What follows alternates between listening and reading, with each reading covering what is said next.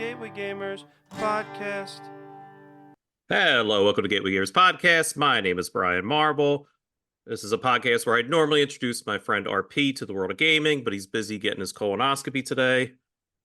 God bless him. Good luck recovery from that. But I'm joined once again by Mike. Best the wishes, board RP. gaming, Best wishes. The board gaming every dude. I learned last time, don't want to be called the solo guru as I called you. This is Mike, the board game every dude from Board Games for One, YouTube.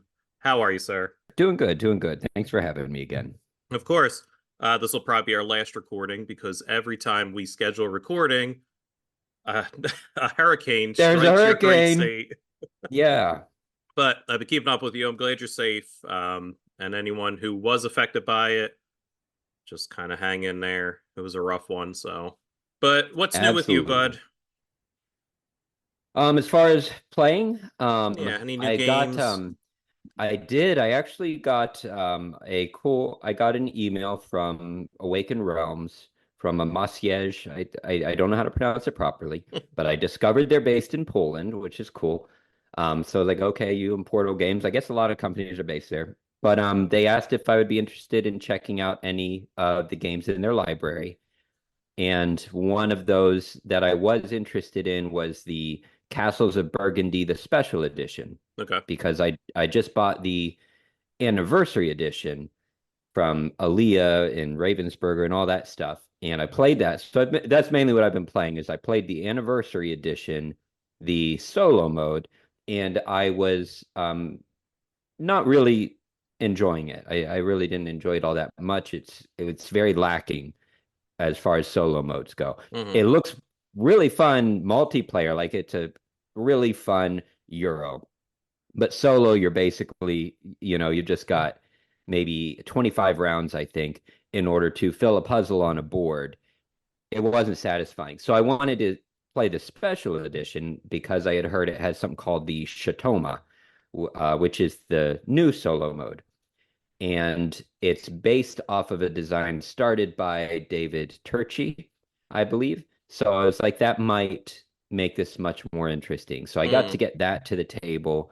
That's the most recent thing that I played, and I'll actually be making a video about the special edition compared to the anniversary edition, and also others, like comparing Robinson Crusoe to the collector's edition. A whole thing on these special editions and the problem with them, but also what's nice. So short of it, the special edition, the Shatoma, I loved. Okay. So solid game. It was just the solo mode of the anniversary edition it was good if you want to put like a jigsaw puzzle together, but it wasn't the game. You see all the elements that you're missing in the game. So the game I've been playing recently, I actually texted you about because I was pretty excited about it, and it fits the spooky season, was Witchcraft from, who makes that? Like 25th Century Games, I think. Really cool card game. Solo only card game. You play as a coven of witches in a town, and you're actually the good guy in this scenario. So the witches are the good guys in this town, and they're keeping the town safe from all kinds of spooky bad guys and wolves and the Baba Yaga. Like all these creatures kind of invade the town, and the witches are protecting it. What's interesting is you have, at the beginning of the game, you kind of pick what family you work with, and they combo off each other. And when you're playing cards, there's two sides of the card. There's a hidden side and then a revealed side.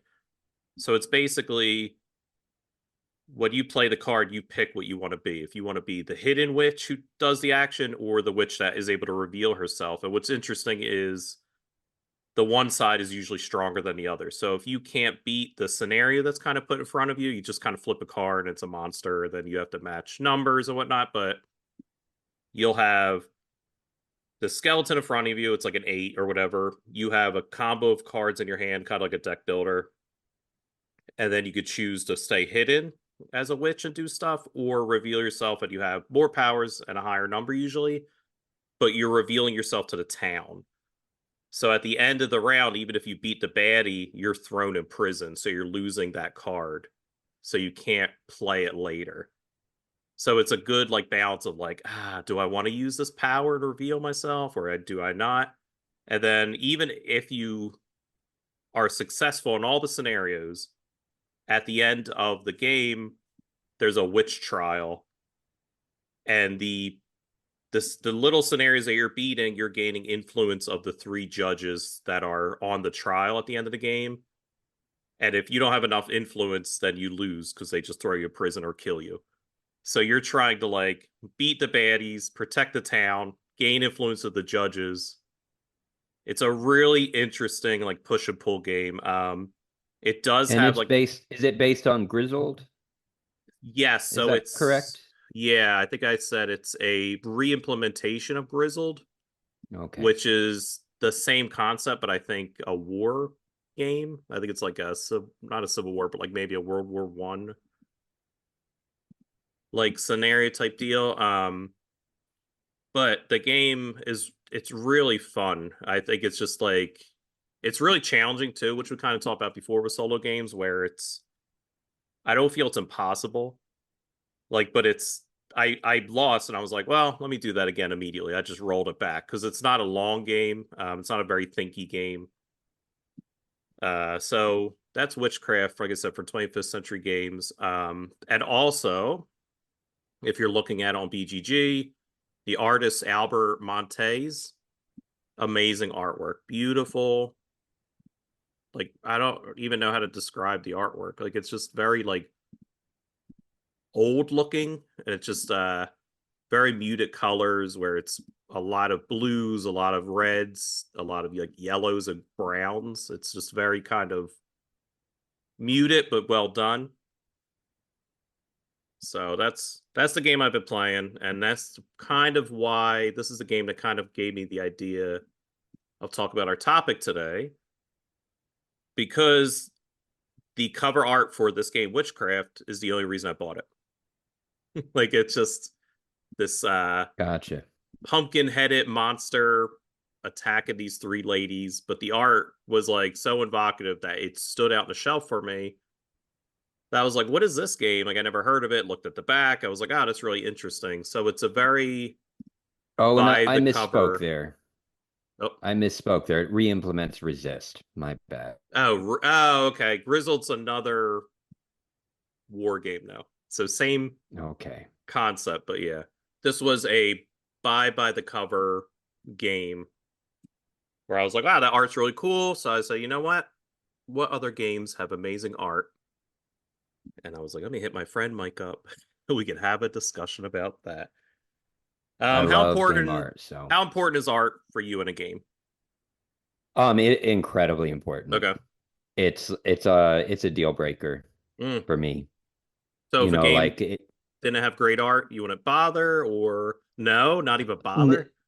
well, What if I presented you if this game and said, if this is it's a for great purpose game, and but it's it looked got like poop? hideous art, um, I would, for investigative purposes, I would, because I would be like, can I make this beautiful in my imagination? Can I make this work? Like so yeah, if it's got if it's incredible gameplay, incredible theme, and actually I do have a game like that, and the art is just not beautiful, then yes, but that rarely happens. Mm, Usually production as a whole is important to me. So if they have a strong theme and strong gameplay, the art is going to be there. Now I'm more forgiving of older games. You know, yeah. if it's like before basically 2019, then I don't expect it to have beautiful art because it doesn't seem like it was as important. Hmm. And I can forgive that. But anymore, there are too many good artists available that I'm not as forgiving. Yeah. Yeah, I think art's it's not a deal breaker for me, but art is the first thing I will kind of notice about a game. As I said with Witchcraft, it's what will stand out on a shelf of games. Something with the art style that I like will jump out at me more.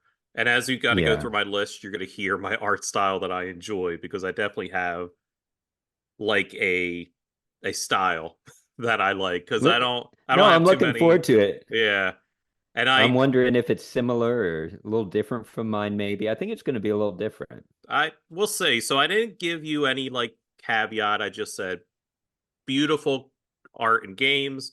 I gave myself one just to kind of mix it up of only games that I own. And I know when I Yeah, texted you, you actually did give yourself a bit of a theme to it. I did. Yeah. And I so like a we might theme. coincide at least one or two. Okay. All right. So I'm going to start us off. I'm going to start with my number 10. Oh, Mar- we're ranking them? oh, we don't Oh have to. I no. did. My whole world just fell apart. Again, I didn't give you any. Cheater. Cheater. All right. That's all right. No, Never mind. forgive it. I'm gonna start with my. You do not have to rank. I just put them. I like ranking things. But Well, I'm as ranking it you're, right now yeah, as you're as we typing away, speak. I'll try to stretch this out. So my number 10 is Marvel United.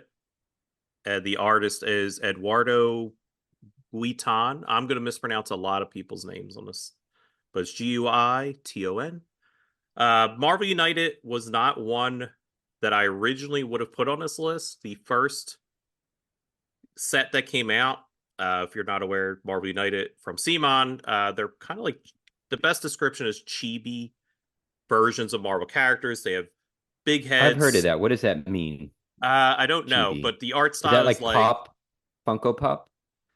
I guess Funko Pops would kind of be the closest, where they have short bodies, kind of big heads, like Okay. stout little arms. So the first set that came out, that was the style, and I was like, I don't know if I like this, but I love Marvel United. Simon is always kind of nailed with game style, so I backed on Kickstarter. Absolutely love the game. We've talked about it 1,000 times. Each set they come out with, they they skewed the style a little bit, stuck with the same style, but made them, I think, a little less like stout and like chunky in a way. So they've done a Marvel United X-Men. They've done recently the Marvel United Multiverse.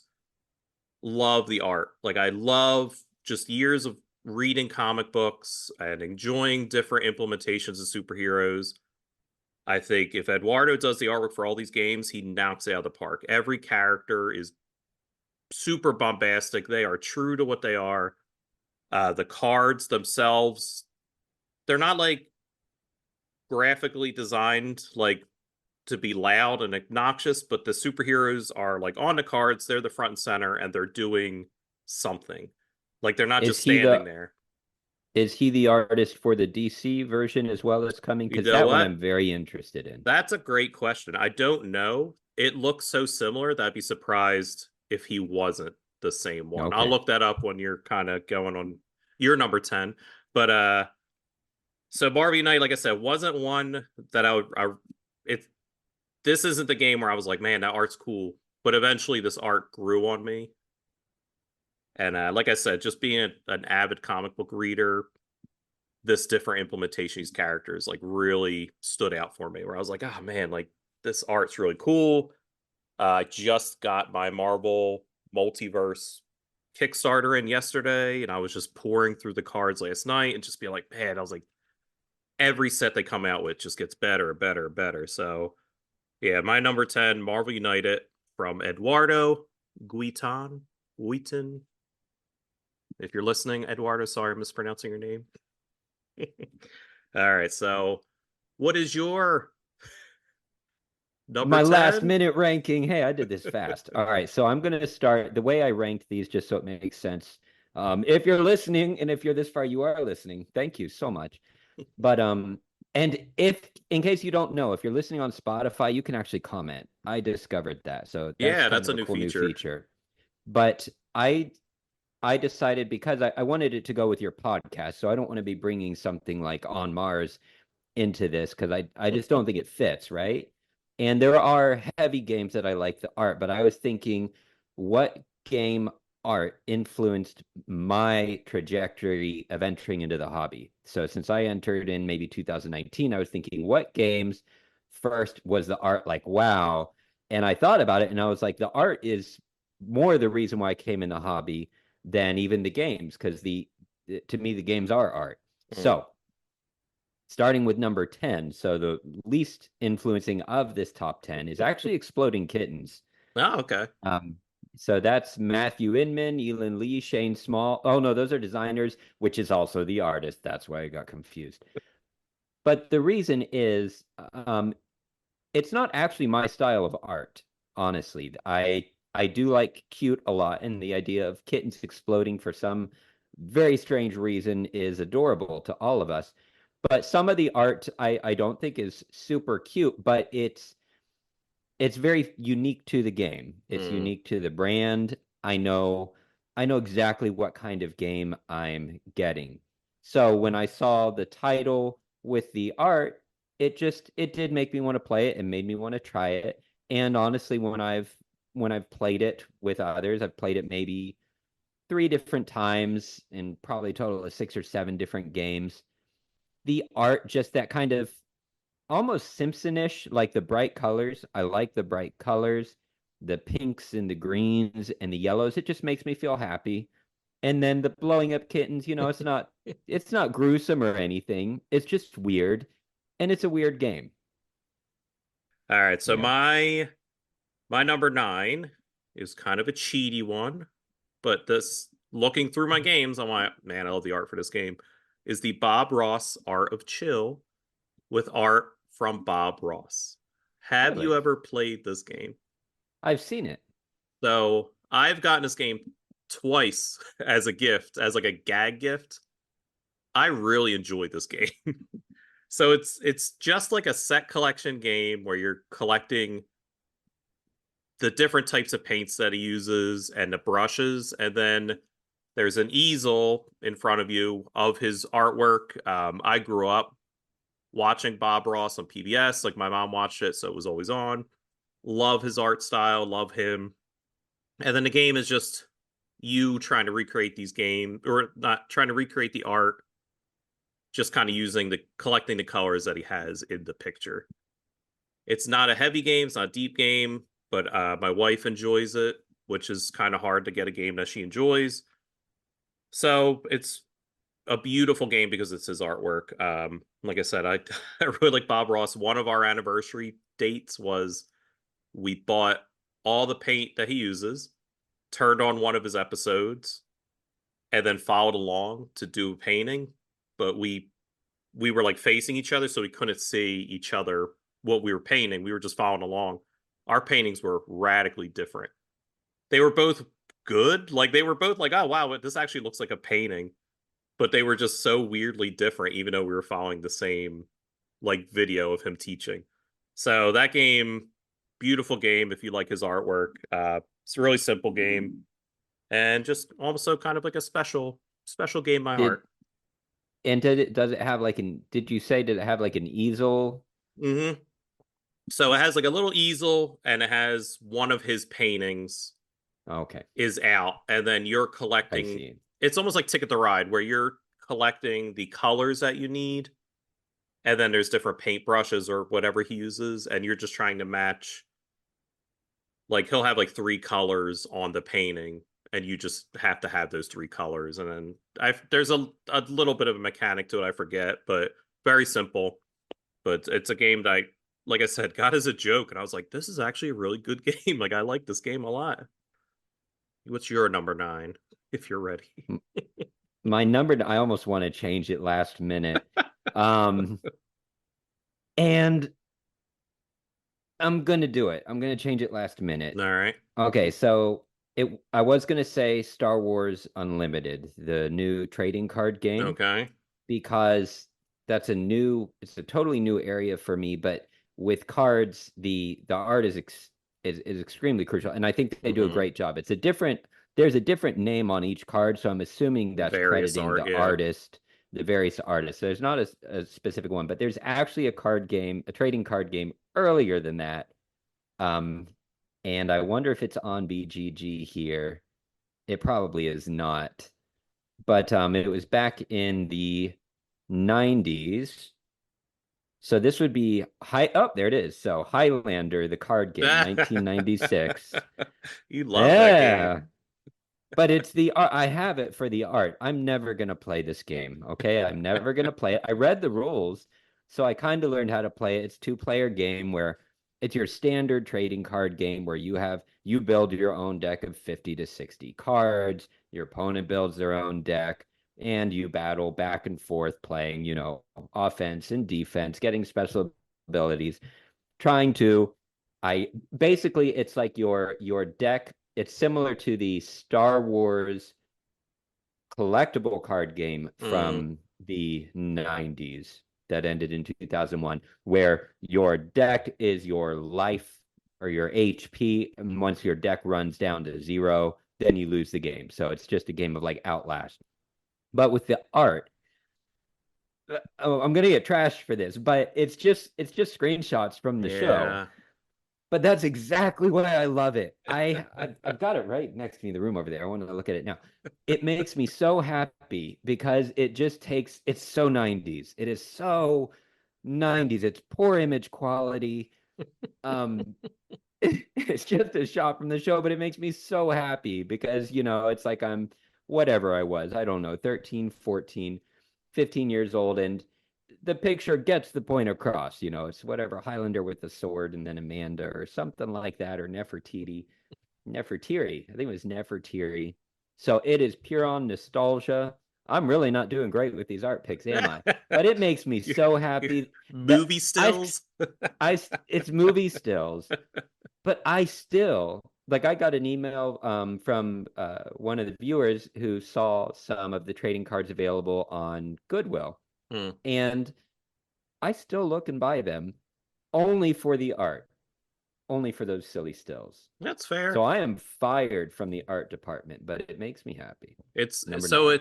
it's art is subjective, and it's photography, which is still art. So it Kind absolutely of. counts. This was I before we all had laptops and could Yeah. screenshot things. All I right. So just they I had to love actually, love yeah. that you brought up Highlander again.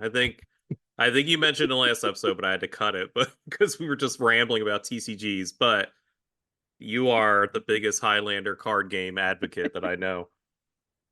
I'm So I'll the take only it. It's one. still art. Art is subjective, and movie stills. Yep. All right. Absolutely. Let's keep rolling. Yeah. So my number 8 is Villainous, the Disney game. If you're a longtime listener, you know RP and I absolutely love this game. This basically uses movie stills, but they basically paint them. So they could have cheaped out and just taken stills from the movies, but I can't we can't figure out if they are actually painting over the movie stills or just recreating the stills in paint, because they have like a paint like quality to the picture itself. And they just use cool images for the cards. So like Jafar's deck will have him breaking apart the scarab, but it's like right on his eyes. The stills that they've kind of picked, or the art that they chose to depict what they're representing, I think just are really evocative of like what they're trying to translate that you're doing. And then, as RP said in the episode, the the card back, the graphic design of each back of the card is unique to the character. And they're really cool. Like it's just like Jafar's lamp and snakes, and then Maleficent is the vines and the thorns of. So each card is individual. It doesn't just say villainous on the back like most card game would. And then the Marvel versions, the game itself is fine. I don't love the Marvel edition of Villainous, but it has the same style where it's comic book but painted. And then the Star Wars is pretty much the same. They could have used movie stills, but they paint it almost movie stills. It was 1996. It's okay. The Highlander. You can't let Highlander go. And then also the question you asked me, Edward Guiton is the artist for DC United. Okay. So Awesome. I'm looking forward to that one. meh. I have so much Marvel. I don't know if I didn't back it. I've The never DC. played it, so that will be my You intro. So have to. I told you, as a you will be solo hearing mode, got about to it. get on it. It does. No, I can't wait for that one. But that was my number 8 villainous for Ravensburger. The art. Oh, I didn't give a shout to the artist. The artist is Aaron. God, more names gonna mispronounce. Or no, that's the designer. I pulled a U. Does it have artist? Artist is NA, so it must be just It various must artists. be, yeah. Maybe it's like listed on each card or something.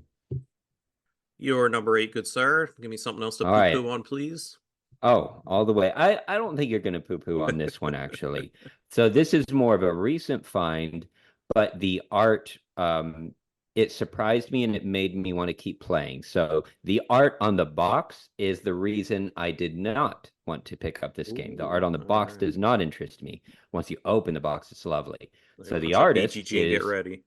yeah, the artist is Shauna J.C. Tenney, and the game is Creature Comforts 2022. I don't even This need to look it is up. I know this game. okay. Okay, so before I get into it, do you want to poo-poo on it? Nope. I On the love the art? cover. Okay. Oh, I okay, do. of course. This So when this would be one on the shelf that stands out. okay, so on a shelf, this does not stand out for me. It I actually saw it and I thought it looked rather boring, and I think it's because of the brown palette. I Mm. tend to be drawn toward these very bright colors, bright, springy, happy Mm-hmm. colors, pinks and stuff like that. Very brown. But the game board itself, it has all kinds of like sky blue. It's Mm-hmm. just such fairy tale critter land, Berenstein Bears. The art couldn't make me more happy. The art on the cards showing the little fireplaces, it just makes me want to make tea. And I do actually when I play it solo, it's a whole atmosphere. I get my tea. I have a cat now, so I'm probably going to make the cat sit with me to complete the whole thing. But it's just so lovely. And I found that it's good for multiplayer because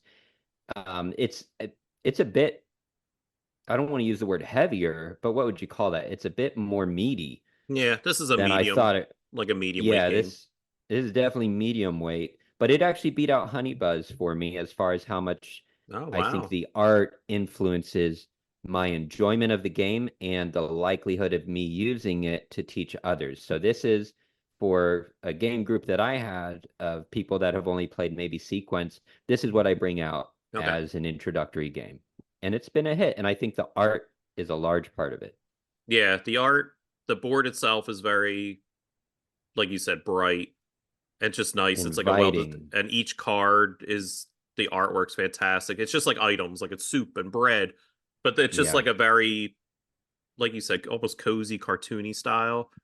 And Yep. then even the meeples themselves are like screen printed. It's what's that called? Like anthropomorphic animals where they're Yep. animals but they're human.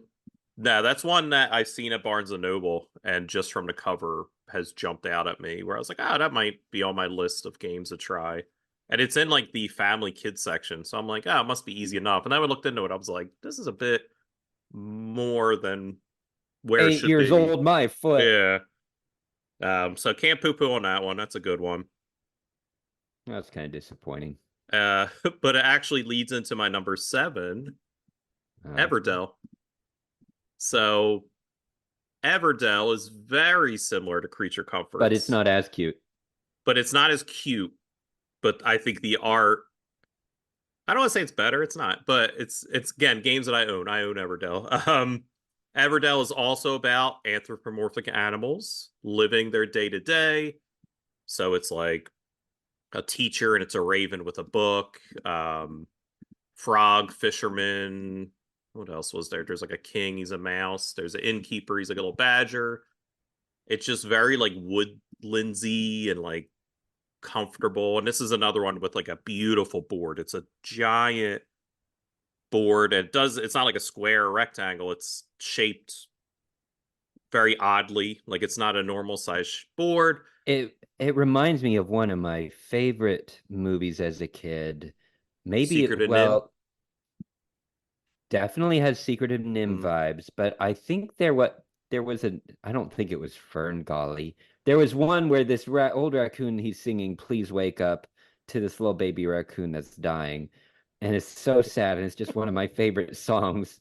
And I that's don't well, anyway, that's what I see when I see trying to think. Everdell. I just introduced my son to Fern Gully the other day, and I don't remember I don't It remember might that not be scene. Ferngully. Oh, it's Once Upon a Forest. Once Upon a I Forest. don't know if I've ever So seen the that one. cover of Everdell has that raccoonish looking or badger. I think it's a Hmm. badger.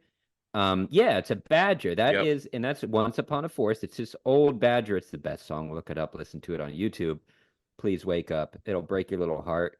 And the little guy might die. I don't remember. It's one of Don't those spoil it. What if I want to watch it now? sick kid This movies. this 30-year-old movie that I might want. I'm sorry. Back to you. But yeah. So Everdell, like I said, beautiful board. It has a giant, obnoxious 3D tree that I hate that I got rid of actually. But it You was got rid beautiful. of it. I did. So if you Like you buy, burned it.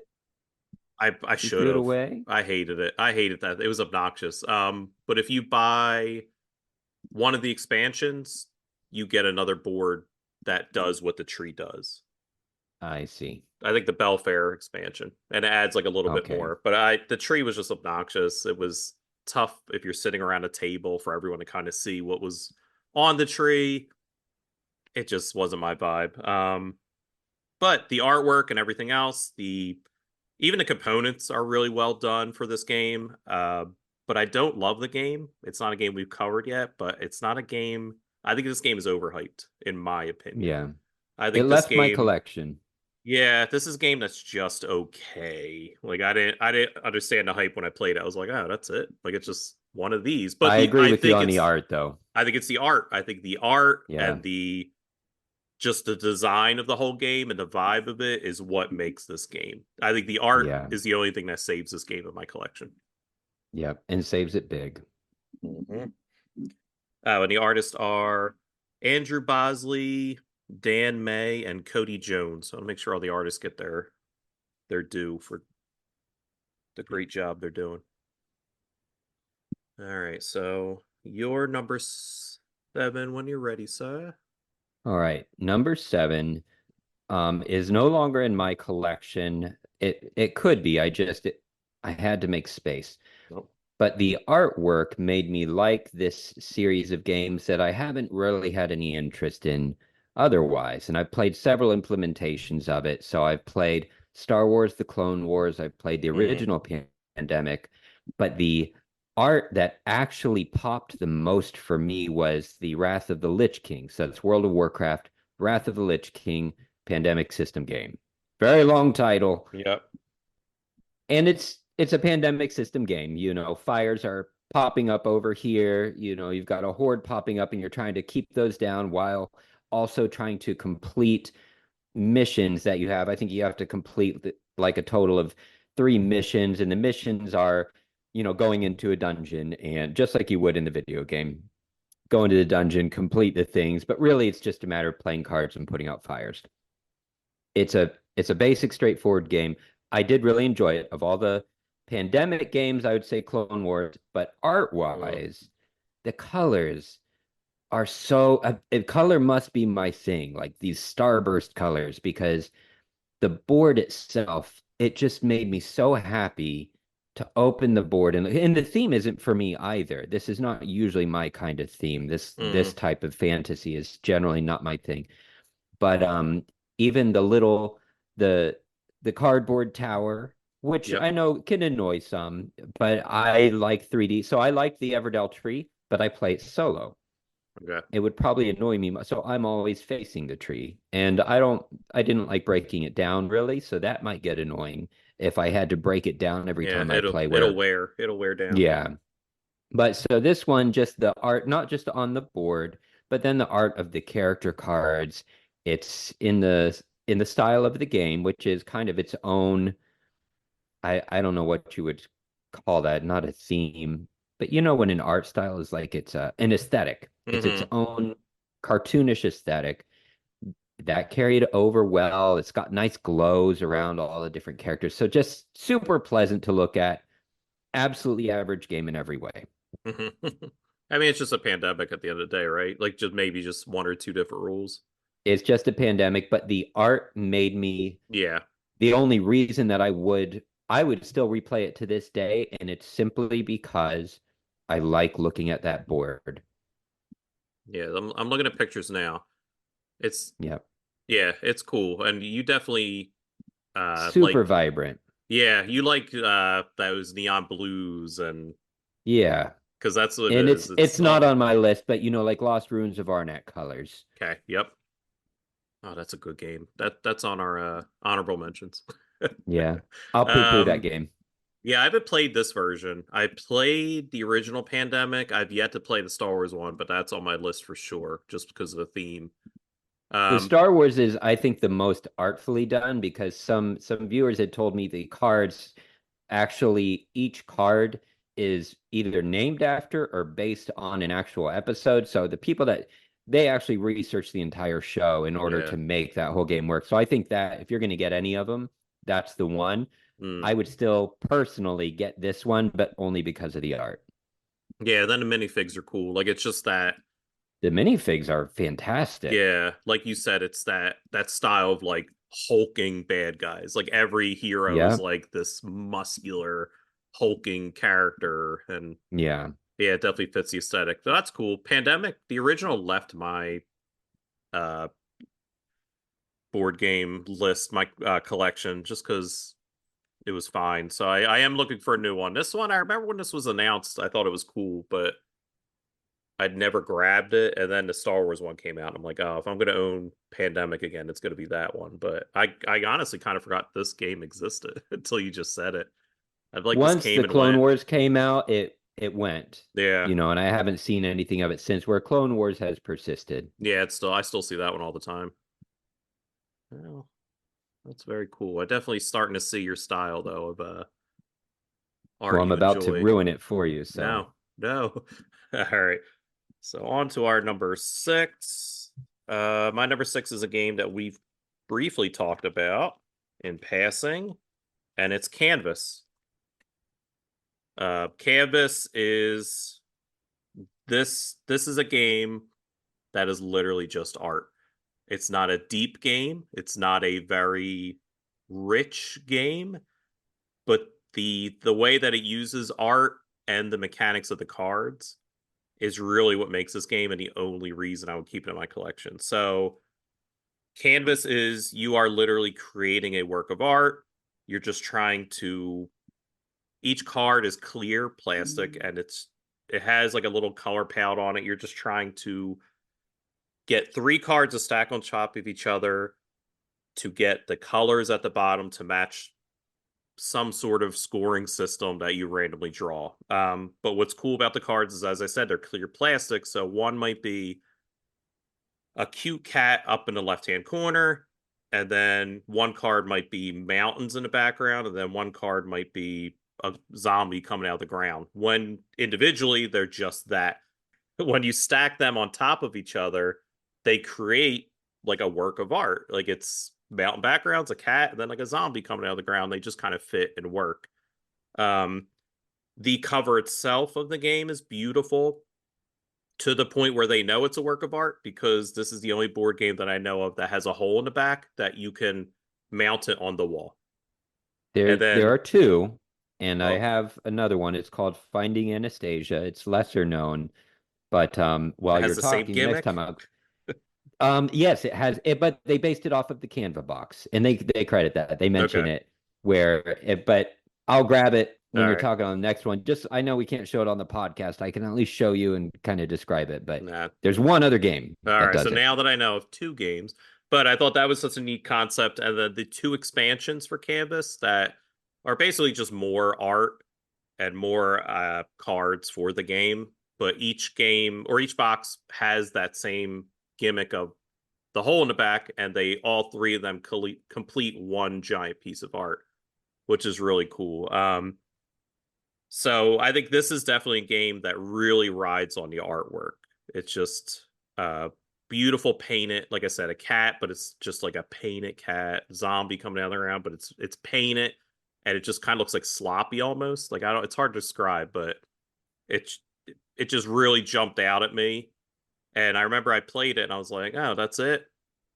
This is actually kind of fun though. Like I was like, I enjoy creating it. I Yeah. didn't care about scoring. I was just like, oh, what else can I mix together? And then the expansions add just really cool ideas where you can like flip it and there's pictures on the other side as well. So you have more options to create cooler stuff. So canvas. I forget who makes it, but the artist is Luan. Oh man, we butchered this. Luan Huynh, Huynh. I like it. That's one I kind of wish was still in my collection.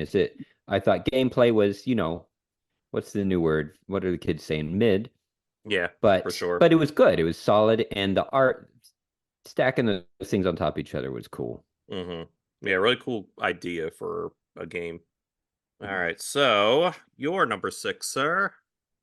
Okay, you might still like me for this one. Okay, we'll see. So for this one, I tossed a lot of games around, and I don't know if this is the right place for it, but Batman: The Dark Knight Returns.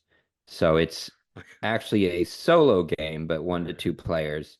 Let me look this But the up. reason is, yeah, the artist is not listed, and I don't remember the cards. The cards don't really have a lot of art other than the character cards. It's really the board. So I have no idea why an artist is not listed Oh, for this. Cryptozoic Entertainment, this is it's Frank Miller art. Frank Miller art. So is that the art of the actual comic? So he does the art of the comic. So it That would be looks, why. yeah, it looks like, I'm trying to see. Yep, they just Good. used pieces from the comic. So it's Frank Miller. It's Frank Miller, but there's the graphic design. They don't have a credit for the graphic designer unless he did the graphic design too. I doubt he was involved in the game at all. Okay. The pictures on the cards I'm looking at are stills from the comic book of the same name. Okay. So that's part of the reason is the cards, but the cards are actually a minimal part because you don't really see a whole lot of art on the cards. Quite a few of them are more text. It's probably the colors again, Yep. that gives an atmosphere. So while I was playing it, even though they're more muted reds and blues and purples and things like that, they're muted colors. It still is. It's Gotham City, so I thought they were appropriate colors for that. Of course, Frank Miller's art is beautiful, and if they're making this game, Batman: The Dark Knight Returns, based on that graphic novel, they really should use his art. So I'm glad they did that. Yeah, But yeah, so once again, here we go, stills for you. just a caveat, it was written by Frank Miller. The illustrations are done by Miller and Klaus Janson with coloring by Okay, Lynn Varley. So I wanted to make sure they got the credit because I knew Frank Miller didn't do the art for that. perfect. But I know nothing about that game, but the So comic itself, fantastic. So yeah, you loosely play through the comic where you go against some of the main, and honestly, I haven't read or watched it in several years, so I don't remember exactly how it goes, other than mutants play a big role in Two-Face and Joker. Joker, yeah. And so that's who you're going against, is you basically play through 4 campaigns where you are going through Gotham City in different regions, and you are trying to collect clues to find out where the villain is, and then you go off and face off against the villain. You battle with dice, they battle back with dice. And while you're doing that, you're also putting out fires because the mutants are flooding the city. So you have to fight the mutants. You cannot fight the cops, you cannot fight the reporters. If I remember that correctly, you have to be evasive and get around them. So a lot of that art is actually very basic, but it's basically done very well. And you can alter the board at the end of like each turn or each round, you get to add a shortcut between different locations. So normally you can move one space to an adjacent location. Well, you get to draw a shortcut that you can use, and also the enemies can use in order to get back to you. But the artwork of the Batmobile and all that, it's all straight from the From a comics. comic, yeah. The It's good only now artwork. the little tiles for that tell you there are these little tiles that you put as round markers, and they tell you what round it is and where you're going to place the cops and the mutants and the reporters and all that kind of different stuff, or if it breaks out into riots. I'm not sure who does that art. That might be from the comic too, but it's just like a little picture of the city. Hmm. Yeah, And I'd there is a imagine they two probably, player like a versus mode, but yeah, I but it imagine had they an pulled as much impact. art as they could. Yeah. I think I think the gameplay is good enough. I probably still would enjoy it because when I'm looking at the board, it's not an outstanding board. It's just it's appropriate. Hmm. So that's another part of art that draws me is even if it's like this isn't as bright as I would normally go, but it's totally appropriate. Yeah, and it's busy. It's a what Gotham City would be. It looks like a Yeah. busy city. Like it looks crowded and yeah, it's Yeah. very, very cool looking. Yeah. All right, so that was your number 6. My number 5 is Summoner Wars, the second edition, a game that RP and I recently covered. Um, People either love this art style or hate it. So this, as I said, is the second edition. It's very cartoony, very bright. Each character in the first edition, it was like darker, like almost like Dark Knight drawing, Frank Miller style. Uh, where this one they went the complete opposite way. It made it almost look like a Saturday morning cartoon, but I enjoy that. It really stands out to me. It The looks different like the Wrath of the Lich King a little bit. So what's that? Another type of game? Oh, like your yeah. So it does Yeah. kind of look like your pandemic style game. It is just the characters are very big. The character like the Knights of Armor are giant Knights of Armor with giant swords. They're obnoxious looking. The goblins are like very dirty and creepy looking. The characters just look very hyper of what they're representing. There's And a I'm looking fact, at the first edition that you were talking about. I yeah, see complete what you mean. opposite. It's a lot. It's very Yeah, serious, yep. a little darker, a little more like CGI looking. Yeah, people enjoy that one. That one wouldn't appeal to me.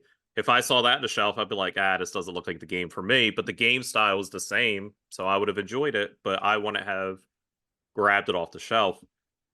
Where when they announced the second edition, I was like, oh my God, look at that art style. Like that looks really cool.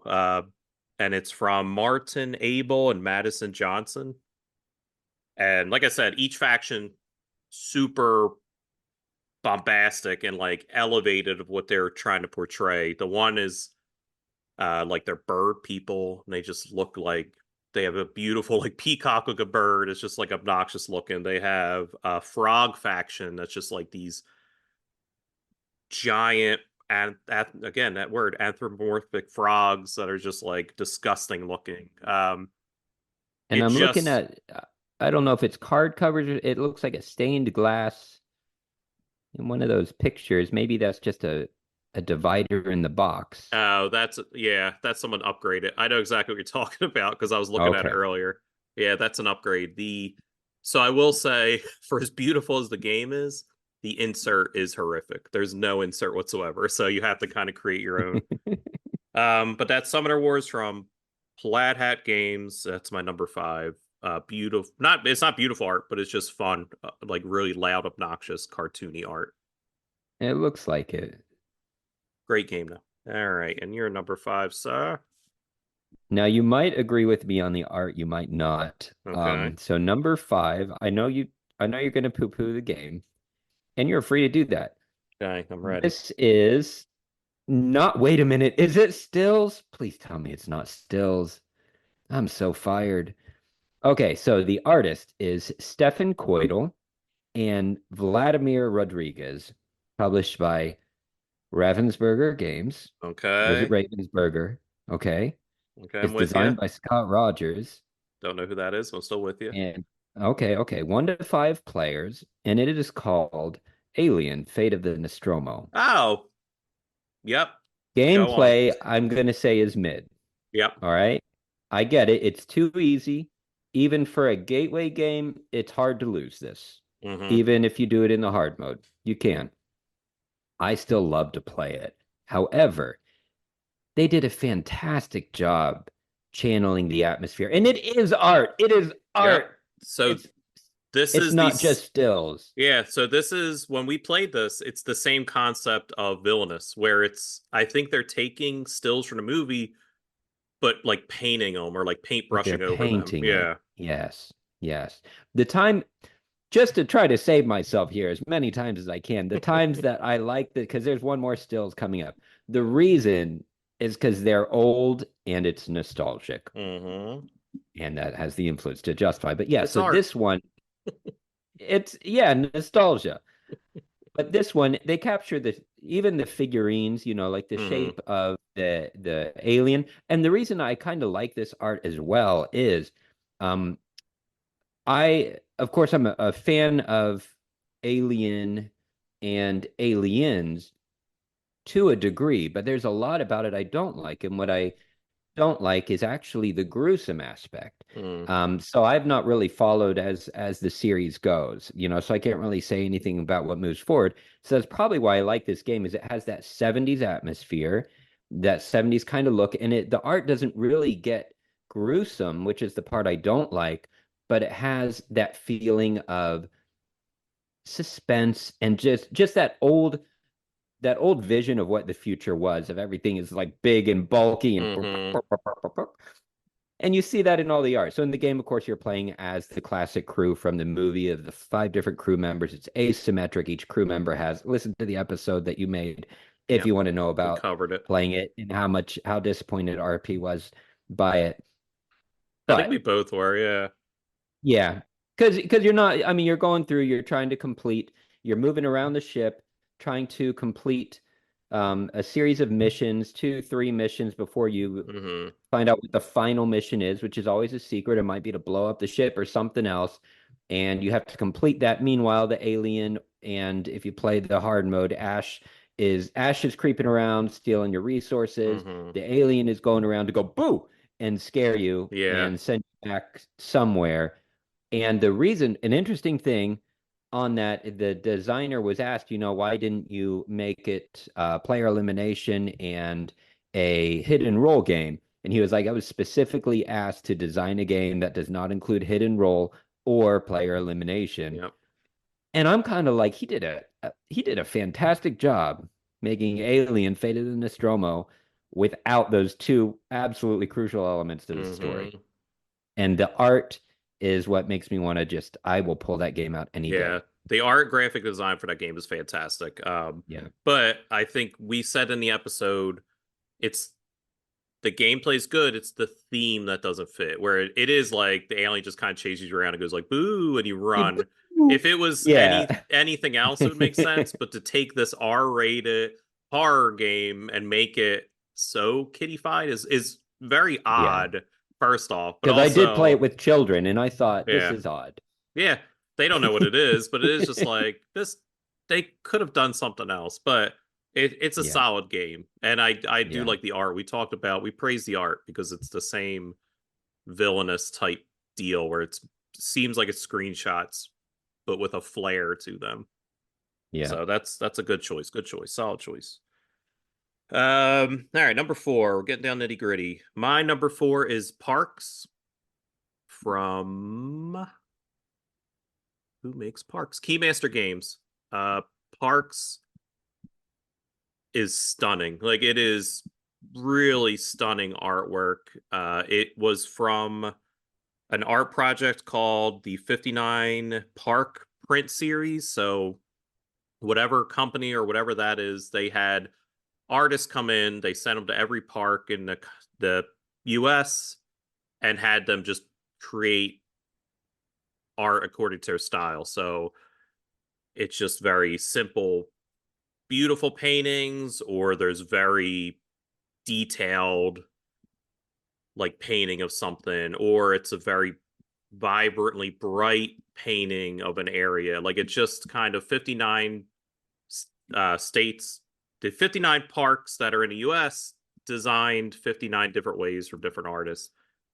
And every card is beautiful. Like it really is. They are just beautiful little prints And of, it's inspired some board game photographers to make some really yeah. fantastic pictures with the wooden pieces. Yeah, and I've seen people bring the cards to the park and have like the card in the foreground and then what it's representing like in the background. So I just this art was the artwork was the number one reason I bought this game. I wanted the cover is amazing. I was like, this is a really good looking game.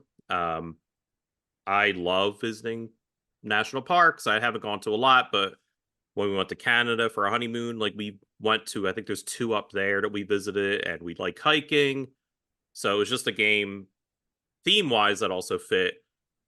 But the art was like, whoa, like this is really nice art from this company that at the time had a hero, but since has made equally beautiful games since this game. And it's a solid game. Like I want to say RP has played this game. We have not reviewed it yet because I think I played this with him before the podcast. This is one of the games where I kind of gatewayed him, where he saw my collection. That's Was like, surprising. he was like, "What is happening here?" And I was like, "Oh, like it's my board game collection." I think the only reason was because my wife liked this game, and I'd have to give her directions. She already knew, so I'm like, "Oh, RP, come play this with us." So it might be a review in the future, but I don't know. But it's a wonderful game with beautiful artwork. That's my number 4. All right.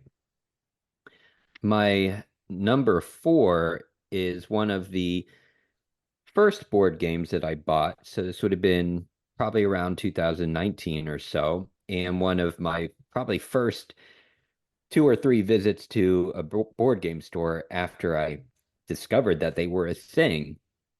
And this is a big list of artists. I'm going to list a few of them. One of them, Brian Valers, also known as Tots. I like that, Tots. That's cool. Kevin Sharp, Nigel Raynor, J. David Ramos, the Marvel Bullpen. That gives it away. Tony Cordos, Ray Anthony Height, Katrina May Howe, Bian Flores, Will Conrad, Julius Abrea. Did I say that right? Yes, I did. Legendary, Yep. a Marvel deck building game. And I am not generally drawn to Marvel outside of X-Men, and I still don't totally understand why. I just have not connected to the characters, right? So this was a little bit odd. But when I saw it's an older game. When Hmm. was this designed? 2000. It was released in 2012. Okay, so Yeah, again, this is an old more one. forgiving with that. But it had an impact on me getting into gaming, and the art is originally what drew me in. I saw that cover. You've got the Hulk in that nice green color. Hmm. It still has, it's more muted, but it still has those very vivid colors that I like. There's the blues and even the legendary in that orange and gold, that very, very dated style. Hmm. It just makes me happy because it reminds me of my childhood. They pulled it off well. And when I looked at the board, um I liked the Golden Gate Bridge image. Let me see if I can pull it up here. I like the Golden Gate Bridge, but oddly enough, one of my favorite cards. So, well, it's a deck building game. So this Hmm. is sort of like pre-Marvel Champions, basically, but with a board where you play the cards from your hand in order to beat a series of villains. Yeah. I don't remember how many. It's been years I since I love played it. so I love this game, but Marvel Champions just kind of replaced it. And It did. the number It one did. reason is setup and breakdown. This game Yeah, takes so long to set up and break down. it does. It left my collection, but Mm. art-wise, it had an influence. It's the only reason I bought it was because of the art, including the art even on the board. But oddly enough, my favorite cards are the most boring cards that you can get in your deck. What is it? The Shield. Um, The Shield I think it's Operatives. yeah, the Shield Operatives. I just was like, that is a cool dude. That's what I want to look like when I wear a suit, right?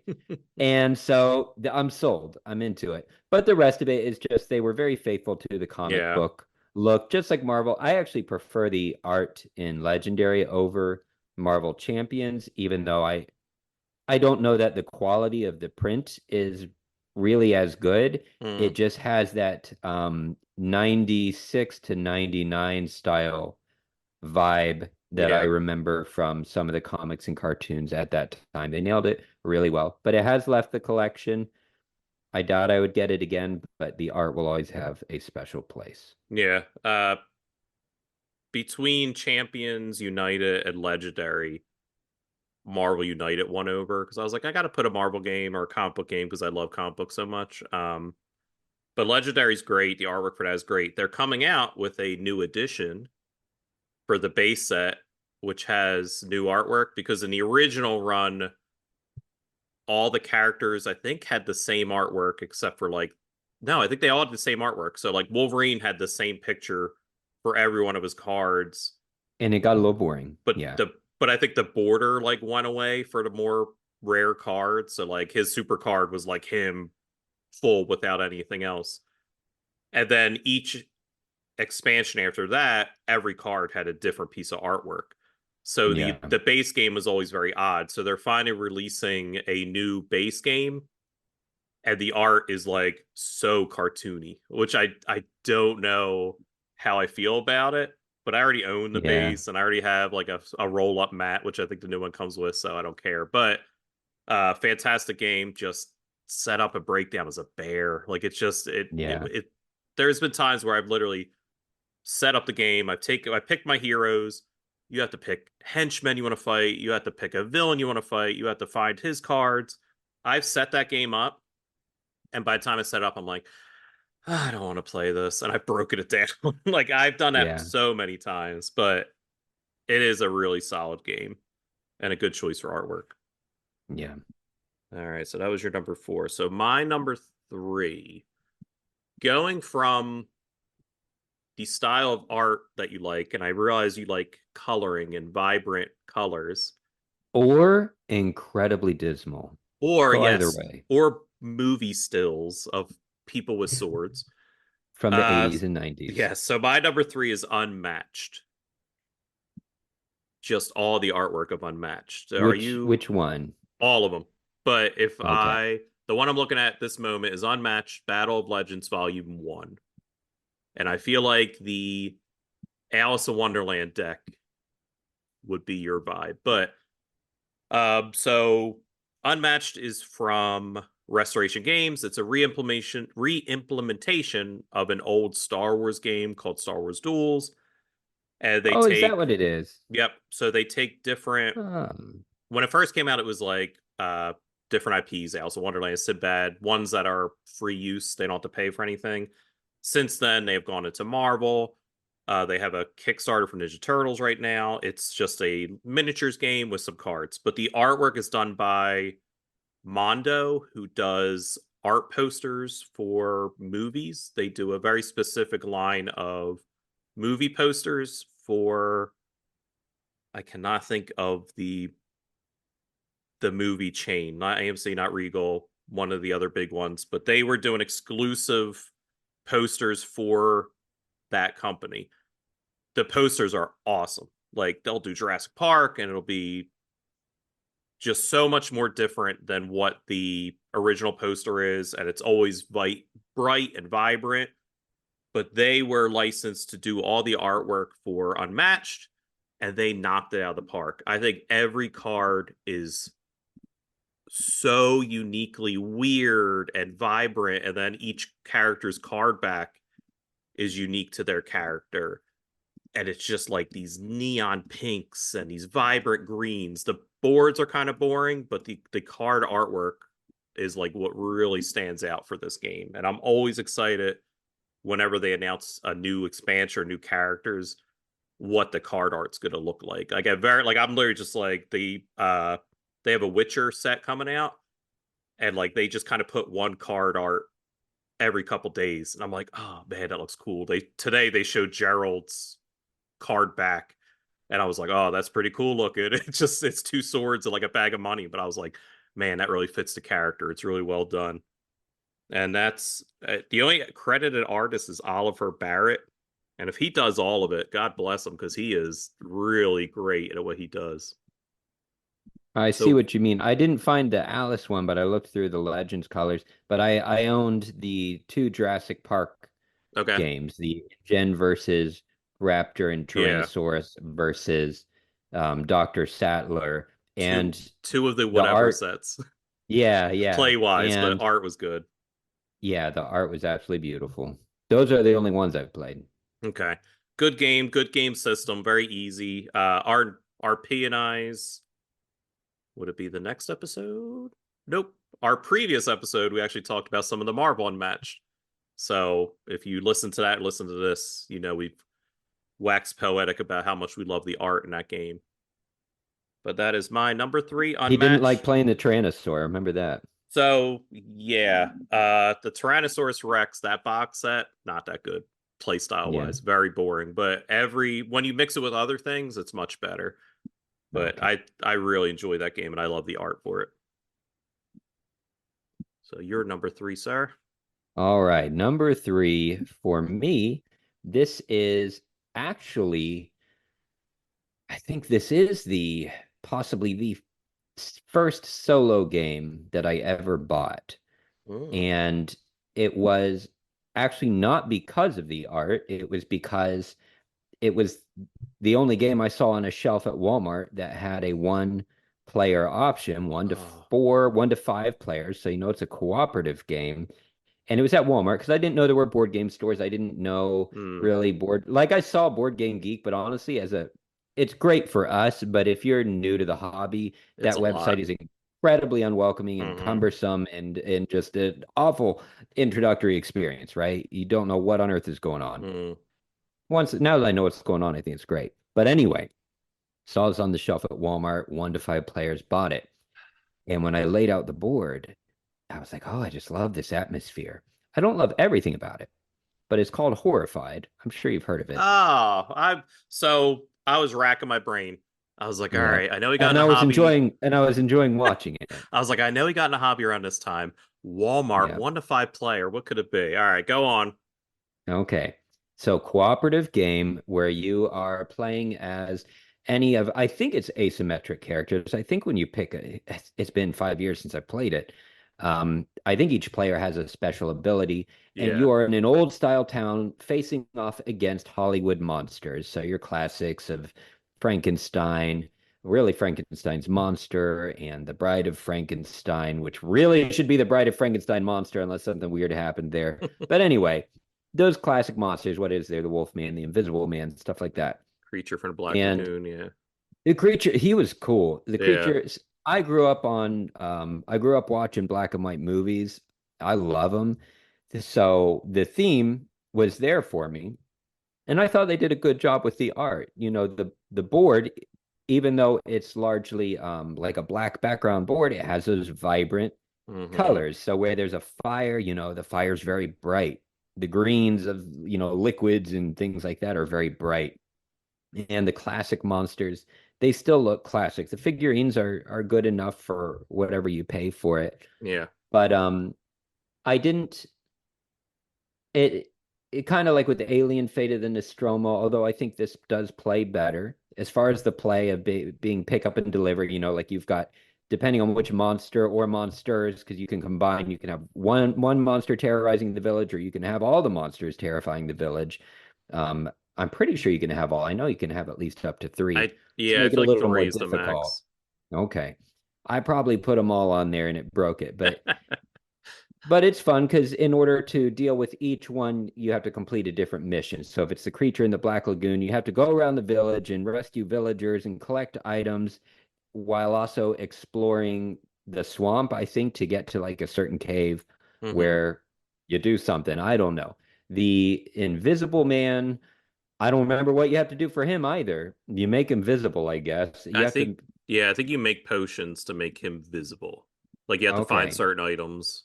Yeah, and then the Wolfman, you go around and you collect things to make a specific concoction so that you can de-wolfenize him, Hmm. something of that nature. My favorite was Frankenstein and Frankenstein's Bride because you got two doing, they're trying to get to each other. You got a love story.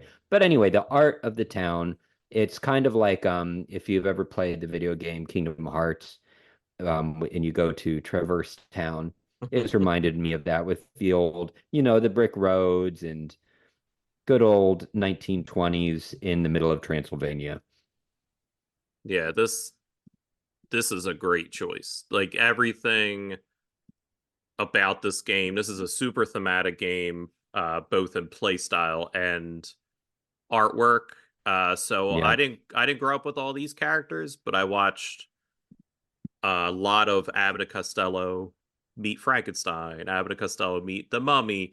So I'm Yeah. aware those Oh, characters. is the mummy in here? Yeah, I the think the mummy's Mummy's in. the Okay. most pain in the ass one because it has like a little puzzle you have to solve to beat it, You're right. and I'm not With the good at different puzzles.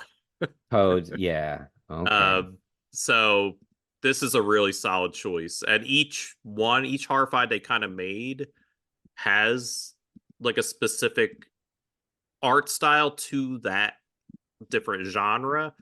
This is my Yep. favorite Horrified. Like you said, the And even board just is cool, yeah, the just how art they style. chose like blue Yeah. as the nighttime color, it Hmm. makes a big difference. Yeah. Yeah, they couldn't do black and white, but it still has a vibe of like Yep. old 1900s looking Yep. village. And then all the characters look like they are the almost like the art style posters of that era. So Yep. those And if it's not those stills. It's yeah, it's not not movie stills. Are you stills. happy? It's well done. And I'm pretty sure two of the characters are based on Abbott and Costello, so that always makes me laugh when I play that game. Um, yeah, great choice. It's in my collection still. It survived all the offshoots like Horrified. I think we Yeah. played American Monsters one. That one got kicked to the curb immediately. This one is actually going to Okay. be coming out this month because it's spooky season. So this is a great What's choice. the newest one? I don't know. They did like American Monsters. They did I think Greek monsters. So they had Medusa, the Minotaur, and I feel like the newest one has like Cthulhu, and it's probably just like I don't know, worldwide monsters. Okay. Yeah, so I don't even think I'll try that one because I know World of Monsters. Okay. yeah, so it's probably worldwide Yeah. cryptids. Yeah, that doesn't interest me at all. Yeah, I'll just stick with the original because Yeah. it works. It's a great gateway game too. But it does have some nice pinks. I do like those pinks, but still, Yeah, yeah, I've no noticed. I'm interest. starting to figure out your Yeah. vibe Well, look at the backgrounds in my of video. your videos. It's That's why pink, I didn't pink want to and say it, but yeah. pink and turquoise. All right, so that was your number three. Yes, sir. All right, so my number two is a game I think I've mentioned before. Fantastic game, Dixit, and the art is from Marie Cardew. I'm going to say her name, Marie Cardew. You guys talked about this, didn't you? Yes, I love this game. This is probably one of my favorite like party games to kind of introduce to people because of how easy it is and how abstract it is. The artwork and the way that the play style is, everyone you play it with is going to see something different in the art.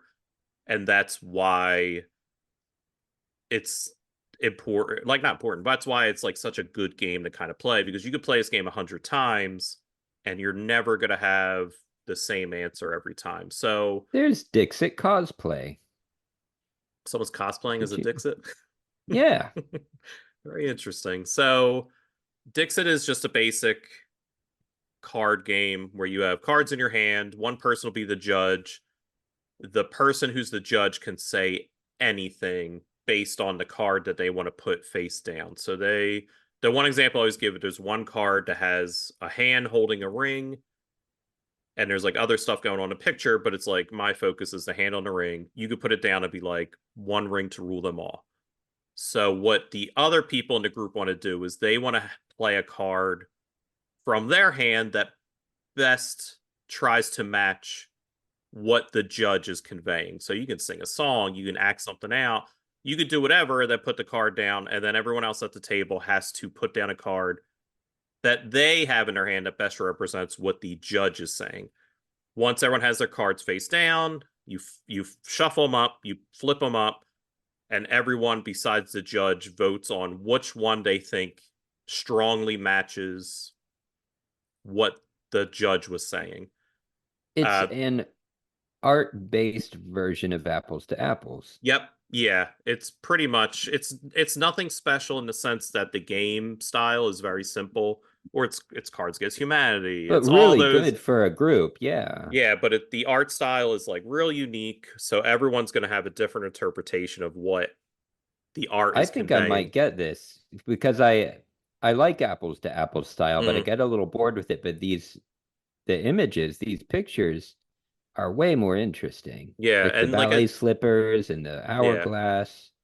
and like I said, you could play this 100 times with the same like Yeah. 10 cards. There's I forget how many cards are in a box, but even if you played with just 10 cards, every time you play it, somebody's going to see something different. Somebody's going to say a different clue, and the card that you have in your hand and they play is going to be different because they're such weirdly abstract works of art that don't mean anything. They're visual gobbledygook. It's just nonsense, but it's beautiful, just artwork that doesn't mean anything, but it just is really well done. Yeah, Dixit, I really recommend for as a gateway game for like anyone. This game, it takes a minute to teach. Everyone gets it immediately, and it's immediately replayable. The box itself is the score tracker that goes around. Even the inside the box is like pretty, but the inside the box is score tracker. First person 20 points wins, but most of the times we end up just keep playing. Like it's not about the points for this game. It's just like the silliness and the fun of it. So that's Dixit from who makes that game? Libelud and 19 more. Yeah, Libelud is the main publisher. And like I said, art from Marie Cordu. And there's a bunch of expansions too. Some of them are good, some of them I don't like. Some of them are clearly a different artist, and it's as abstract, but it doesn't have the same quality, if that makes sense. So I don't like it as much. But there's a few that have the same style that I've bought. What's that artist? It starts with an S. I think it starts with an S, where he paints those otherworldly scenes of, like, a desert with like a clock melting in half. Oh, who is that? I know exactly what you're talking about. Yeah. It's not, I mean, the art isn't that far, but it kind of is, though. That's goes exactly in that what it kind style. of is. Yeah. It's just very odd. You kind of look at it, you're like, what's happening? But you could tell a story with it. But that's my number 2, Dixit. Okay. Now this one, I'm not sure if these count as stills because it's not actually a show or a movie. But let's pull up these full credits. This was released in 2011. It's an older game, and the artist is Jack Scott Hill. Now, I found this. I went to a Second and Charles, which is just like a store that's supposedly has secondhand stuff. Actually, not so much anymore, but at the time. And there was this big box on the floor. This happened later on. That's how I found either fields. But I found this big, giant box. I mean, big box, like 3 feet. And I was like, I got to get this. And I looked at the cover, and it looks like a 1980s Indiana Jones style adventure game that I would have loved to have seen when I was growing up, and I never saw it. But it is called Fortune and Glory, the Cliffhanger Game. And the artwork is still real pictures of real people. I don't know that we can call that stills, though, because it's just photographs, but they're super cheesy. They're really, really cheesy. It's like a mid-budget cosplay, maybe, but it fits it so perfectly. The whole atmosphere, you lay out the board, and it still has those colors I like. It's got the blues of the ocean and your different continents, and it's got the 3D plastic pyramids and things that you place here and there. There might even be an airship. Why am I thinking there's an airship? I'm pretty sure there's an airship, but there is. There's a blimp. It's a there's a blimp 1940 style game where you play as any number of adventurers, and you're going around the board to complete a mission while it's 1940. So of course the enemy there is the Nazis. So Indiana Jones and the Last Crusade, that's what this game is. It's just its own version of it, kind of steampunkish, a little bit steampunkish, just in that you've got like the guy with the goggles. But just that classic 1940s, the Veronica Lake, as far as one of like the actresses, she looks like a Veronica Lake, and then your Indiana Jones guy. I don't know what else to say about it other than I bought it because of the art, and it's too cumbersome really to play often just because it's a lot to set up. It's not that hard to play. I can't remember much about it other than some dice are involved and that you you can move from one country to the next country to get to a location where you need to complete a mission. To complete that mission, you need to pass a skill test. The skill test is like sneaking past or choosing to battle, the Nazi, or some catastrophe will happen and the temple collapses, and you may or may not make it out of alive. It's got an event deck, so you're flipping over event. It's got a lot of things going on. It Mm-hmm. would classically be considered Ameritrash, but it's not trash at all. It's a solid game. It's just a lot to remember. So it did leave my collection, but I regret that just because of Yeah, size. you It's should so never. big. I know. But it's now I have the space for it, and I'm willing to spend the money for the shelf. But I'm just very funny. I don't like clutter. So if I don't have the space and this game is 3 feet wide, Mm-hmm. it's not going to fit on a shelf anywhere. Get it just for the art. Yeah, But it so is a solid play too. this is the minute you said it, I know. I went, oh, I know where he's going with this. This is a Flying Frog production game. If you don't, if you're the audience and you don't look up any other art for any game we talk about, I need you to look up the game that he mentioned or any one of the other games. So this is their style. It's Yeah. it's cheesy cosplay, like But done so stills, well. but Like I'm really not even done watching well. it, not even ironically. Like I'm Yeah. just like, no, whatever you were going for, you hit it. Yep. So they have another game. B movie. That's what it is. It's B Yes. movie style. They have Last Night on Earth, which is a zombie game. They have the game that you're talking about, and then they have another game called A Touch of Evil. A Touch of Evil has been like out of print. It's a game that I want for the cheesiness, but it's also a solid game. But if you're looking up that game, the board for it is really cool looking. But that's their styles. They do these cheesy like stills, but they're like you said, really well done. Like they don't phone it in. Like they're all dressed to the nines. The makeup is like on. It looks like sci-fi movie stills in a way. Yep. Um, When the Sci-Fi Channel was brand new and they were making like made for TV movies. yeah, making $500 budget movies, but Yeah. yeah, I think that's art for sure. I think it for sure. However, I'm looking at some of these. There are actually painted.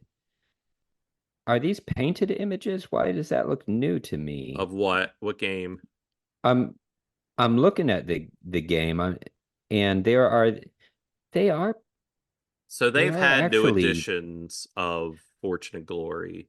I think this is a new edition because these are. I wanted to bring it up just because I want to give credit because actually these, unless I got it totally wrong, these painted versions they still have that cheesy look, but it looks like they did a very good job with the painting. I'd be surprised because that's kind of their gimmick. Okay. So I don't know if maybe someone else did it or what, but I mean, I'm looking at this one of the lady, one of the ladies you can play as in the red dress, and it looks like that DC oil painted style. So maybe they added like a touch up to it. But maybe they did. yeah, so But just in flying, case, if somebody yeah, oil painted that, great job. yeah, Flying Frog Productions. They Yeah. make Ameritrash games that are just like beer and pretzel, goof around with your friend type games, and they Yeah. do it well. Like that is Don't their don't bother niche. consulting the rules. Just, Yeah, you that is know. their niche, and they've done it well. I know for, like I said, the Touch of Evil, they're making a new edition that's coming out, so I'm going to grab it immediately. But they have like a CD for it that plays music. Like they curate music for it. This is before Spotify, so you could like play the I think CD. mine came with the Yours did CD, as well. I but I wouldn't be didn't have a surprised. CD player. Yeah, who does? I have one now. They're hard. It's hard to get. It's a new VHS. All right. Well, that's your number two, Fortune and Glory. That's a great pick because that is very stylized stills. And that was very early in my gaming. That was before I bought, I think it was before I bought Scythe. It was either before or at the same time that I bought Scythe and Wingspan. So it would be in my Mm. first 10 or 15 games that I ever bought. That's a good find. There used to be a Second of Charles near me, and it was awesome. Like I love Second of Charles. It just didn't last. It used to be, but now it's all new stuff, so it kind of it ruined the purpose of me visiting there. Step up. Yeah. But no, that was your number 2. So my number 1 is, I think, a huge asterisk when I say this one, because there's been so many artists, there's been so many styles, but my number 1 is Magic the Gathering. And that's what you started with, right? No. I played Magic the Gathering pretty early, but I was always aware of Magic the Gathering. Like, it was always there. It's been around since 93, so I've always kind of, like, when I started collecting Pokemon in like 97, I would go to shops to buy Pokemon cards, and Magic was always there. And I was like, ooh, like, what's that? That looks cool. Magic the Gathering, I don't, like, if you're a listener and you can comment on Spotify or anything else, I don't think has ever had bad art. So Magic the Gathering is a card game, TCG. Like, I think it's the first one they're kind of credit as, where you're playing monsters and fighting another player. The interesting part about it is the storyline of Magic is that you are these what's called planewalkers, and you can walk to different dimensions. So each set is a set in a different world. It's a different theme. And they can get away with that, and they do it really well. So, like, back in the day, it was just very, like, monster heavy and, like, orcs and goblins and all that. But as it's gone on, and they've really expanded, they could travel to, like, different dimensions, and Magic has really tapped into that. So the newest set is called, like, Bloombarrow. It's Everdell. It's Everdell and Creature Comforts. It is animals. They went cutesy. Yep, it's kind of like animals, and they're doing spells and different things, or just whatever. The set before was Wild West Steampunk. The set before that was dinosaurs, and it had a tie in with Jurassic Park, so you would, like, get a Jurassic Park card once in a while. The set before that was like neo-noir tech Japan style. So it was like ninjas and bushidos, but they had like tech and armor and like very bright pink blades. Like, it was like Blade Runner-esque type. So, but the artwork for it is pound for pound, like, consistently good. There's never a card that I've gotten where I'm like, oh, what is this? Like, I think, especially now, maybe back in the day they were like a little whatever, but I think within the last, I would say 10 years, like, they've hired the best of the best for artists, unless they are stealing. So that was a thing with Magic a couple sets ago, where they were just blatantly catching people plagiarizing other people's work. But besides that, the art, I think, is fantastic for Magic the Gathering. Just every card I've ever pulled, even the land cards that are just your power source, matches the theme of the set, and it's always just very vibrant. Like, it'll be like an island, a land, but it's just like, oh, that's really cool art. It's not like they phoned it in. So it's never been my thing, but I don't think there's anyone that really could argue on the art side of it. And probably pretty influential too. Oh yeah, for sure. I mean, it's, who knows how many games exist because of Magic the Gathering. I mean, any card game, but like a trading card game, for good or worse. I mean, your Highlander game wouldn't exist probably without Magic the Gathering, because that was 90. It just improved on it in every possible way. 95, 96, 97 was when they were trying to recreate that Magic the Gathering craze, and they were just, anything that existed, they were like, just to make it a card game. It doesn't have to make sense. So, but yeah, Magic the Gathering is a great game, but I think the art for it is also just pound for pound the best artwork out there. Excellent. All right, and let me get ready for your number 1. Oh, geez, here we go. All right. So this one, it actually introduced me to the hobby.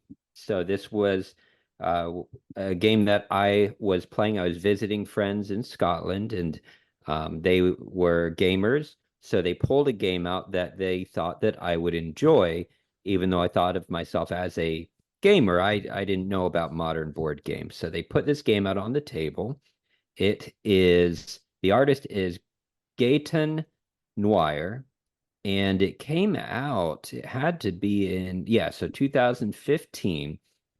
And of course, it's got the beautiful colors I like. They laid out these cardboard tiles that look like these different worlds, and I don't really know what's going on. And then there's this cardboard airship. It's 3D. This cardboard airship with these beautiful colors. It's kind of like steampunk meets fantasy, somewhere in between there, because you got the airship, and then you've got these plain old boring little wooden meeples that represent each of your characters. So 2 to 6 player game.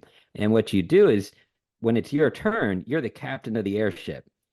And as you travel from one island to the next island on this airship, you're trying to collect certain amounts of resources. But what it is it's a push your luck game. So when you're the captain, you say, all right, we're going to draw this card, and okay, we're going to face an invasion of like geese that are going to hit us. But don't worry, I have what we need to get past those geese and through this storm. So, do you trust me? Are you going to stay on the ship with me, or do you think I'm going to crash the ship? And do you want to get off now and save what resources you have? So it's push your luck, and you decide: do you trust the captain, or don't you? And then you take your turn, and you may have been bluffing, you may have been telling the truth, right? So that's basically how the game goes, and the goal is to collect treasures, and then whoever collects the most treasures or something like that ends up winning the game. It's been years. It's called Celestia. Most people have never heard of Man, it. I was about, what is, you were rambling. I'm like, what is this game? I know, I Celestia? know. I rambled just for you. Celestia starts with a C, and the Okay. yeah, Yep. so you can see when you look at the artwork, it's got that it touches steampunk. You've got that kind of late 19th century, early 1900s eyeglasses and vests and the bloomy dresses and all that stuff. And then just the bright colors on these little islands that you fly between, and even the 3D, because the 3D cardboard ship that you make, or if you get the expansions, the little lifeboat barrel, they stay together. You don't have to Hmm. take them apart. There's a spot in the box. So you put it together once and it stays together well. I think I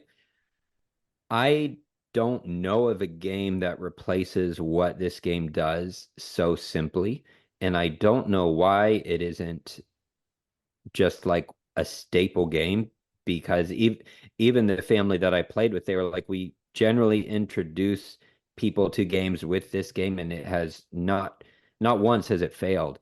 And it got me into the hobby. So after we played that, of course I bought this, but it doesn't have a one player mode. Hmm. So Horrified was the next thing to happen. And it shouldn't have a one player mode. There's no need for it with this. I don't know how they would pull it off, but just that colorful art, and it's playful. It goes with the playful theme. You definitely, I think, should give this I, one a go. yeah, I'm really curious. I've seen the box cover for Yeah. sure. And it's like the box Five. cover is beautiful. It's very weird, but like And it's not expensive. It's what, $30, yeah, I'm looking something at like that. like you describing it. I'm like, man, what is that? Like I've never, there's not a game I could think of in my collection that kind of pulls that off. So it would definitely be Yeah. interesting. I see dice. There's dice because when you're the captain and you flip over a card and see that something bad or good is coming, so maybe Mm, it's a storm, then you roll the dice as one way to, like, if you roll a high enough number, again, it's been a long time since I played it, roll a high enough number, then you end up flying through the storm. Or if it's not high enough, you may have some cards in your hand that you can play to make it so you get through the storm. Or others can tell you ahead of time. They can be like, look, if you fail the roll, I have a card that I will contribute toward you. So it introduces this bluffing mechanic yeah. for new gamers. Yeah, it's interesting. I'm gonna keep my eye out on that one. Yeah. I don't see one on But I Amazon, picked it but for art just because yeah, the the art's art is fantastic too. Yeah. it's solid, and it draws you in when you're new. Even as an experienced player, it draws you in. But as a new player, it's just like, I've never seen anything like this. How Yeah, cool. it's very whimsical. I like the idea that each island that you're going to is a tile. So it seems like they're Yep. floating islands. It's not a board. It's It's not a board. these tiles of different types of islands. Very cool. Like very Yeah.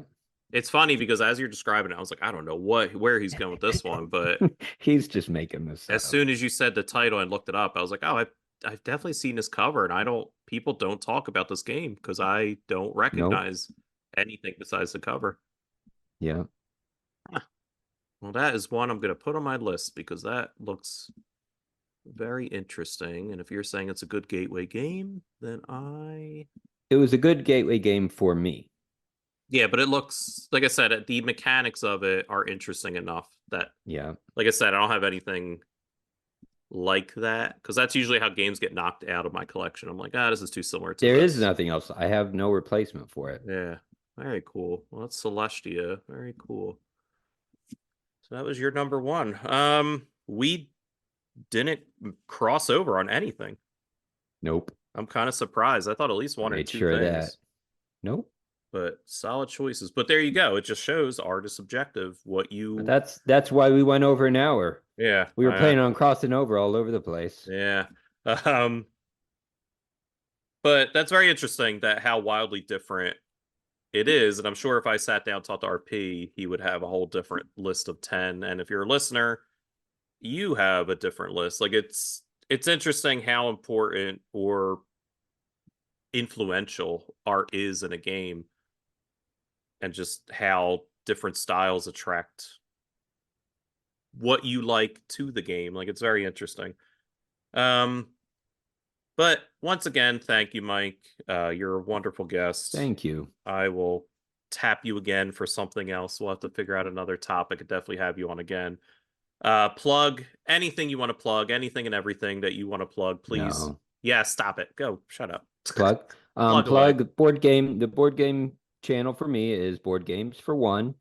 You're welcome to check it. I try to upload once a week or so, and it's either going to, it's either game reviews or I'm leaning more into discussions. So like we talked about earlier in the episode, because I enjoy the research, I enjoy learning from people, and people enjoy those. So that's great. I've got a cool one coming up where the owner of the board game store you always see me running around in, Cape Fear Games there in Wilmington, he showed me, he was like, hey, have we ever showed you our estate section? And I was like, well, no, sir, you have not. And he takes me back. This building's like twice as big. It's like some wonderland of just these ancient, valuable games that they can't put out on the floor that are, rare collectibles, hard to find. A lot of it's war games, which I'm interested in looking a little more. But there's also board games that we know, and then miniatures and terrain. It was just like this whole, like going into a cabinet of curiosities or something. So in a couple weeks, I'm going to go and do a look around of the estate sale. So very cool. I'm excited for that. Feel free to watch for that. Yeah. And you may want to consider this. I did a live last month, and I'm doing a live this month. I'm having he used to be on Man versus Meeple. His first name is Gary. I don't remember, but he's on Ant Lab Game lives quite a bit. But he has some experience with board games, so he's coming on live to just talk about games we've been playing, because I can't make a video for every game. For every 10 games, I might get one video, maybe. So this is kind of a way to talk about just games we're playing. But one of these months, if you wanted to pop on and show your face, that would be a lot of fun. Oh, okay, maybe, yeah. Or at least I'll listen and type in. Yeah, you listen and type in. I don't know if I'm ready to jump on, but it just looks exactly like it's just basically Zoom. You just pop in and but an audience. Yeah. So it'd be fun. So if you want to see Bryan on camera, don't make go ahead promises. and subscribe, and we will make it happen. Well, definitely subscribe. I love Board Games for One. Like I said before, you do a great job over there. Your discussions are fun. Your reviews are good. So just keep up the great work. And yeah, if you're a listener, definitely subscribe to his YouTube. I think you have the same handle for Instagram. Yeah. You're on there. But TikTok, all the places. Yeah. But the home is YouTube.